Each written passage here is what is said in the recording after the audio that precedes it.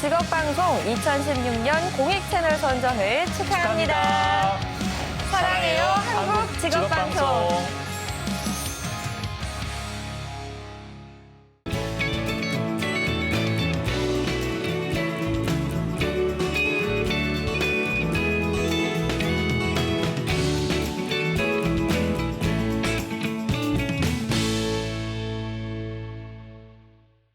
네, 오늘 이 시간 도움 말씀 주실 전문가 두 분 모셨습니다. 우선 여자 라이프스쿨의 이재은 대표님 나오셨습니다. 어서 오세요. 네, 안녕하세요. 네, 반갑습니다. 또 베이비 엑스포 얘기해 주셔가지고 문득 또 생각이 들었는데 저는 아이 키우면서 한 번도 이런 데 가보지를 못했던 것 같아요. 그래요? 우선은 제 관심사가 아니었던 것 같고요. 저는 제가 소중해서 아이 물품에 제가 이렇게 어디 가서 좀 싸게 사고 많이 이렇게 나와 있는 것들 가보지를 못했는데 의외네요, 대표님. 잘하실 것 같아요. 그러게요. 제가 좀 게을러서. 근데 그런 얘기를 좀 들었어요. 제 친구가 이제 남성 친구가 있는데 이런 엑스포를 할 때마다 부인이 이제 주말에 같이 가자고 한다는 거예요. 살 게 많으니까 이렇게 짐꾼이 되어달라. 근데 이렇게 전직 같은 경우도 많이 사게 되는데 그런 게 꼭 필요하냐 막 이런 거. 그래서 자기는 엑스포 가는 게 너무 두렵다 막 이런 얘기를 했었는데 사실 저는 그런 생각이 좀 들더라고요. 가보진 않았지만 아빠든 엄마든 그런 역할을 하시는 분들이 꼭 아이 용품 자체뿐만 아니라 그러니까 자기 생활에도 도움이 되고 좀 육아도 나눌 수 있고 이런 어떤 장도 있었으면 좋겠다 이런 생각이 좀 문득 들었어요. 네. 그래요. 자, 대표님 이번 주에 같이 갑시다. 저랑. 네. 자, 그리고 또 한 분의 전문가는요. 유다영 노무사님이십니다. 어서 오세요. 네, 안녕하세요. 안녕하세요. 유다영입니다. 저는 엑스포에 딱 한 번 가봤는데요. 네네. 사람이 정말 많더라고요. 그래서 아까 이 날씨가 너무 추워서 사람들이 많이 올까? 이렇게 약간 의문을 제가 가지신 그랬죠. 분도 있을 텐데 정말 많을 거라고 확신하고요.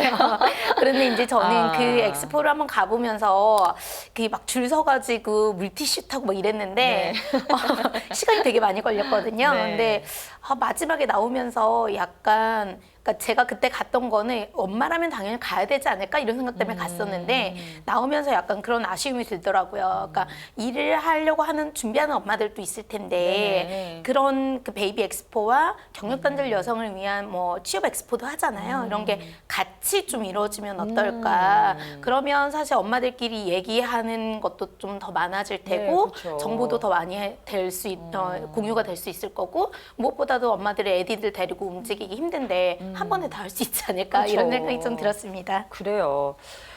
두 분께서도 이런 오프닝을 듣고 또 그런 건설적인 생각을 다 하셨다니 참 감사할 따름입니다. 다음에 저희도 이제 부스를 하나 만들어가지고 참여하면 좋을 것 같아요. 네, 그때 꼭 함께 해주세요.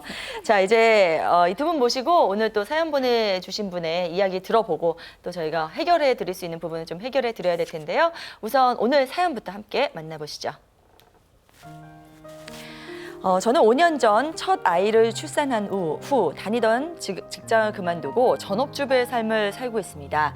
사실 결혼과 출산으로 일을 그만두게 될 거라고 생각하지도 못해 왔거든요. 해운 회사에서 일을 했었는데요. 배우, 업무 환경, 복지, 승진 기회 등 모든 것이 완벽했고 무엇보다 일하는 재미와 성취감이 커서 힘든 줄 모르고 직장 생활을 해왔기 때문입니다. 회사 여성 경영인까지 꿈꿀 정도로 주변의 인정도 컸고요. 야망도 컸으니까요.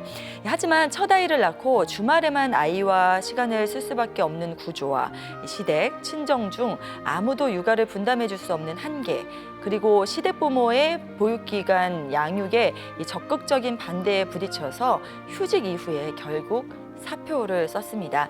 한동안 우울감에 시달렸는데요. 첫 아이의 더딘 발달 수준과 틱 장애 등으로 육아에 몰두할 수밖에 없었고 또래 엄마들의 조언으로 놀이치료 등을 받으며 아이 발달 상태가 조금씩 호전되자 엄마로 지내는 생활에 대한 만족감도 높아졌습니다.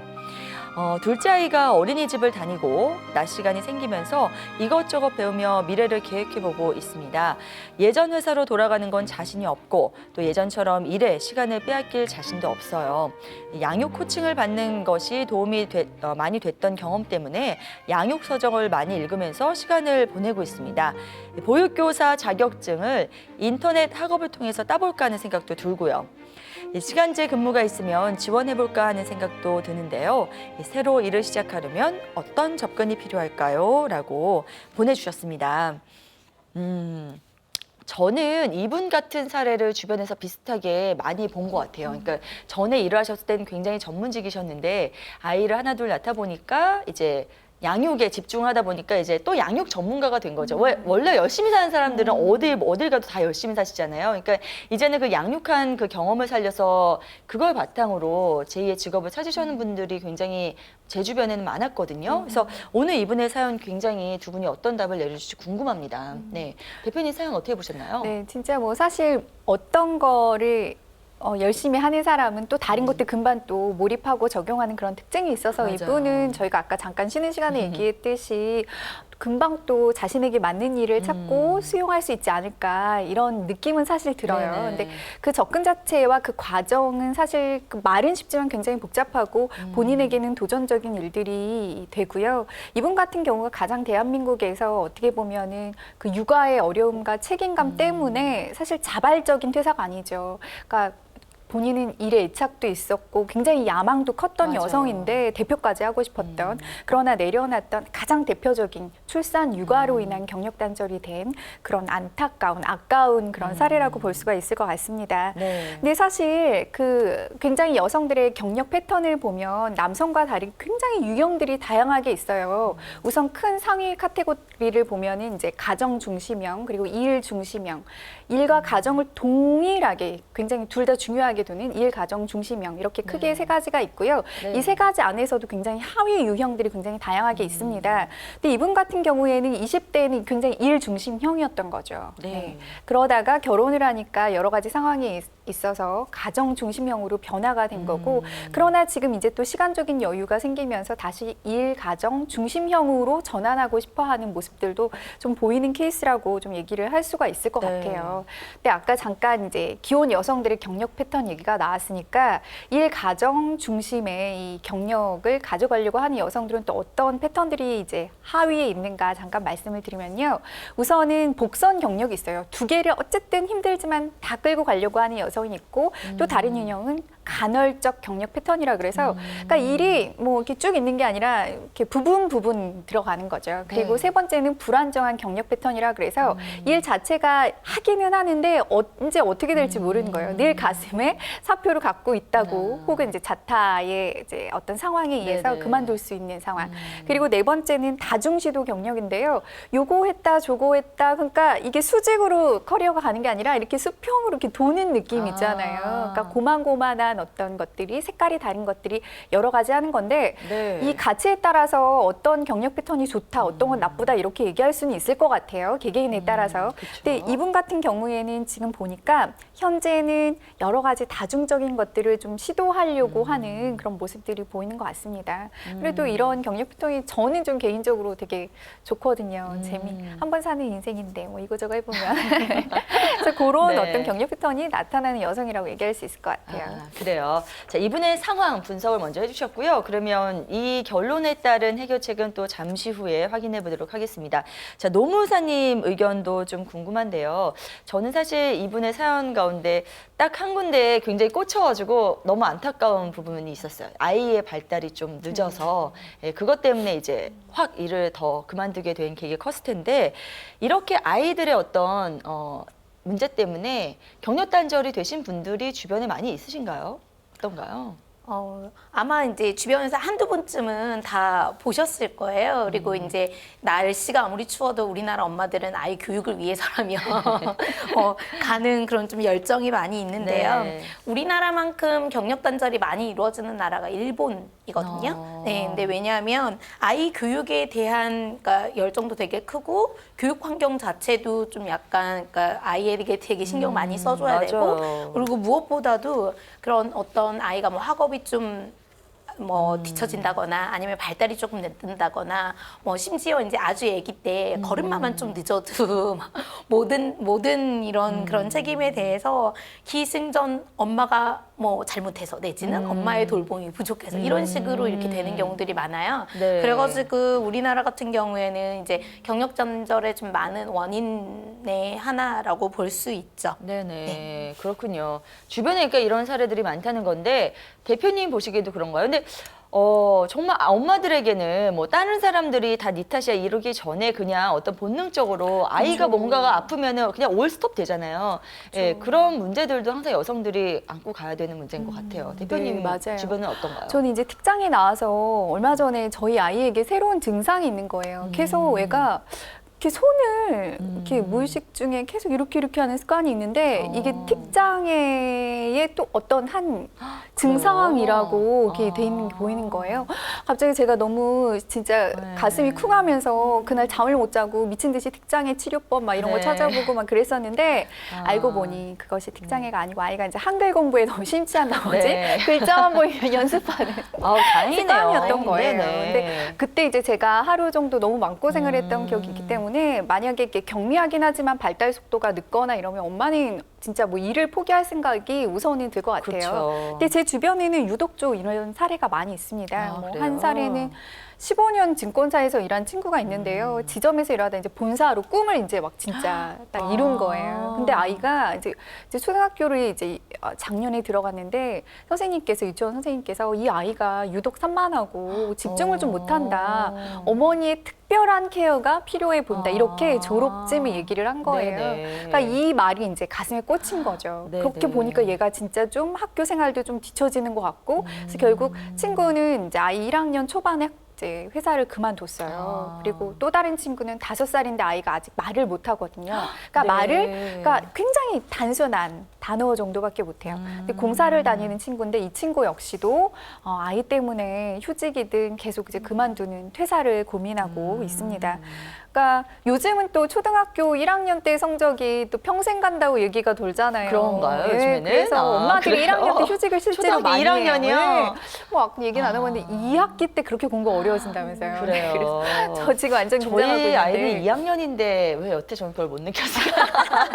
문제가 좀 네. 있는 건가요? 네. 네, 교과서 이게 어려워진다고 하더라고요. 네네. 그래서 아마도 이런 것들하고 다 맞물리면서 초등학교 생활 엄마가 잡아줘야 돼. 그리고 발달 속도가 또 이렇게 늦춰진 아이들도 많이 발생하면서 이런 고민은 요즘 유난히 많아질 거라고 생각합니다. 네, 그렇군요.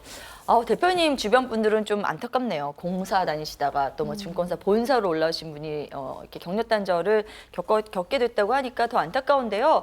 근데 사실은 또 아이를 보면은 답이 없잖아요. 그래서 참 이게 아직도 저희들이 참 풀어야 될 숙제인 것 같습니다. 과거에 일에 대해서 만족도가 높았던 여성이나 아니면 만족도가 별로 안 높았던 그런 여성들 가운데서요. 새롭게 뭔가 일을 해야 됐다 이렇게 결심을 할 때 뭔가 차이가 나타나는지 저는 오늘 사연 보내주신 분 같은 경우는 굉장히 만족도가 높았잖아요. 근데 의외로 저는 전에 직업을 빨리 포기했다는 그런 생각이 들어서요. 이런 질문 한번 드려보고 싶어요, 노무사님.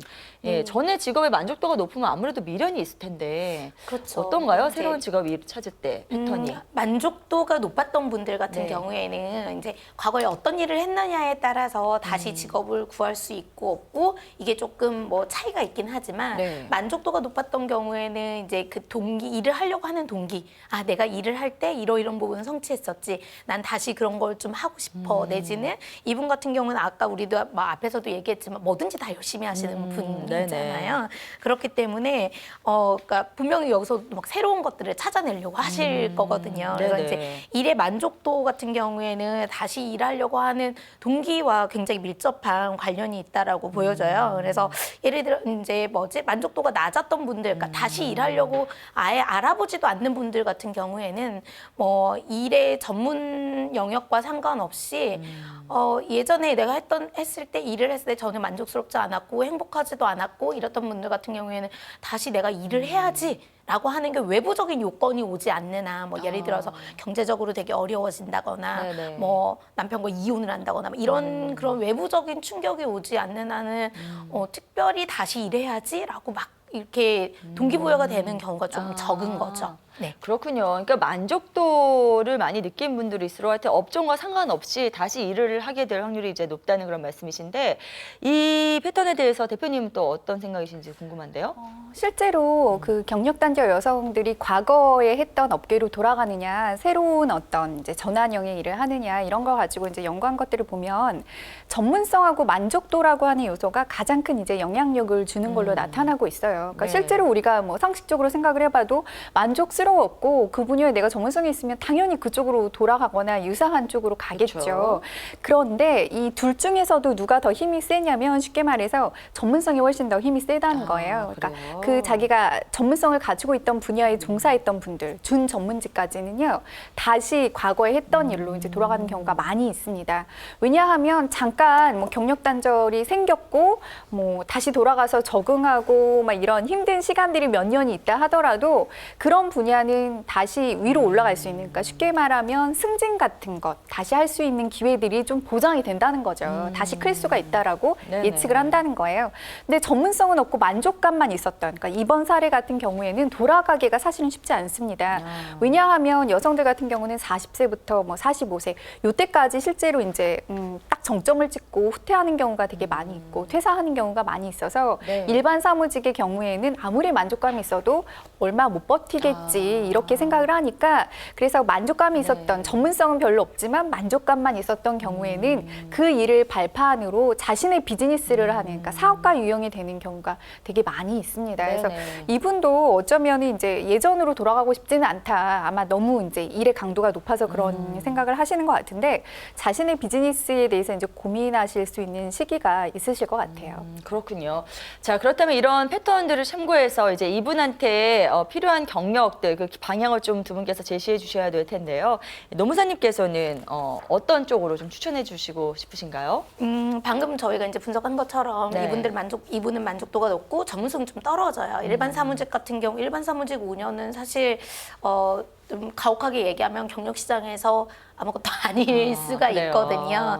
예, 그렇기 때문에 이제 너무 이제 급여가 낮은 일반 사무직으로 다시 돌아가기는 좀 힘드실 것 같고, 저는 이분이 이제 굉장히 일을 열심히 하셨던 분이기 때문에 네.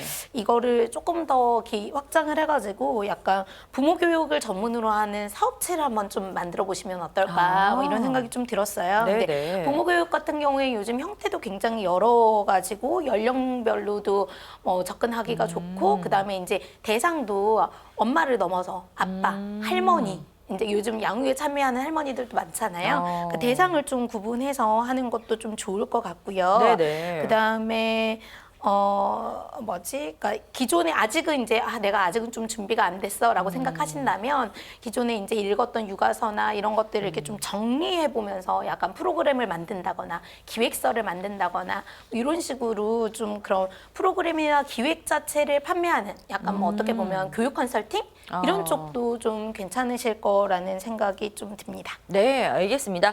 자, 이재인 대표님도 조언 좀 부탁드릴게요.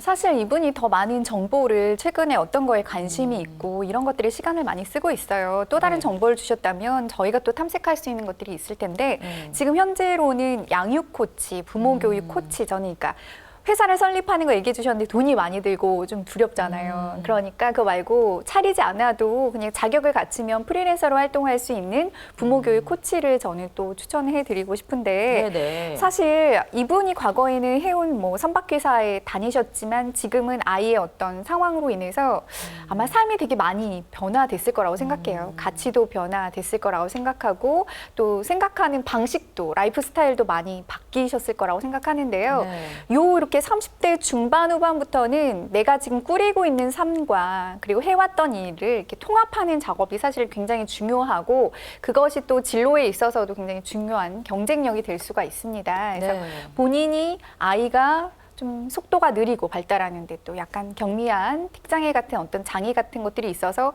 읽었던 책들이나 이런 것들이 되게 많이 있다면, 고민의 시간이 있었다면 그런 고민을 하고 있는 부모들을 대상으로 네네. 그 층을 전문으로 어떤 부모 교육 코치라든가 양육 코치 이런 활동을 네. 해보시면 진정성도 우러나고 거기에서 오는 만족감, 사명이라고 하는 게 새로 또 생성이 될 거라고 생각해요. 네. 근데 흔히들 우리가 흥미를 따르는 일을 해야 된다고 얘기를 하잖아요. 네네. 근데 사실 흥미는 방향성에 의해서 생겨난다고 하는 관점이 최근에는 더 우세해요. 그러니까 무슨 얘기냐면 우리가 이렇게 등산을 하면은 사방팔방의 꽃이 다 보이는 게 아니라 내가 가는 길에서 이렇게 그 길에 있는 꽃들이 궁금하고 돌멩이들이 보이고 이런 거잖아요. 네네. 그러니까 내가 어떤 방향을 가겠다라고 마음 정립을 한 후에 그때부터 흥미들이 강하게 이제 작용을 한다라고 하는 거죠. 그래서 이분 역시도 약간 어떤 이 방향을 접해놓으면 그때부터 보이는 강력한 흥미들이 또 생성이 될 거라고 생각을 합니다. 그래서 네.